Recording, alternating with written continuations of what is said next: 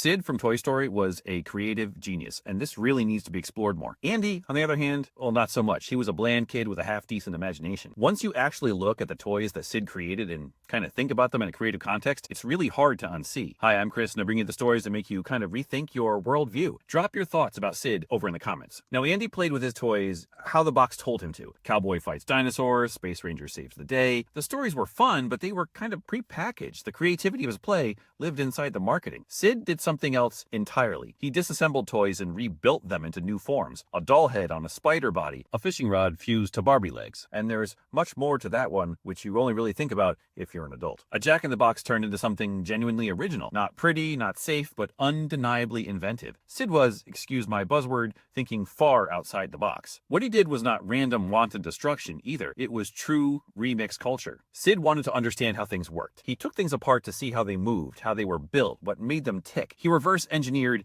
everything. He experimented with structure, movement, balance, and fear. He combined unrelated parts into functional creations that had their own identity. Every hybrid toy had a concept. Andy, on the other hand, consumed prearranged narratives. Sid produced them, altered them, and mashed them together to create things that, sure, they were kind of unhinged, but outstandingly innovative. People say Sid was cruel, but cruelty is intent. Sid didn't know the toys were alive. From his perspective, they were plastic, screws, moving parts, and springs. What he actually did was treat toys as raw material rather than sacred objects. That mindset is shared by inventors, engineers, special effects artists, and modern designers. Break it apart, see what happens, rebuild it better, bigger, and stronger. Even Pixar kind of quietly admits this as well. Sid grows up to work with garbage trucks, which you may see as a menial job, but that's a job built around systems, mechanics, and reuse. Andy, though, grows up wistfully nostalgic for childhood. One of them learned how to imagine new forms, the other learned how to preserve old ones. And it's not a bad thing, mind you, as I sit here and babble about history on this channel. It's just kind of bland and vanilla. Toy Story frames Sid as the villain because creativity that looks chaotic, it scares people, especially creativity that ignores rules. But that's how innovation happens and how history is made. But if you judge by output and not feelings, Sid created original toys from nothing but spare parts and somewhat morbid curiosity, which raises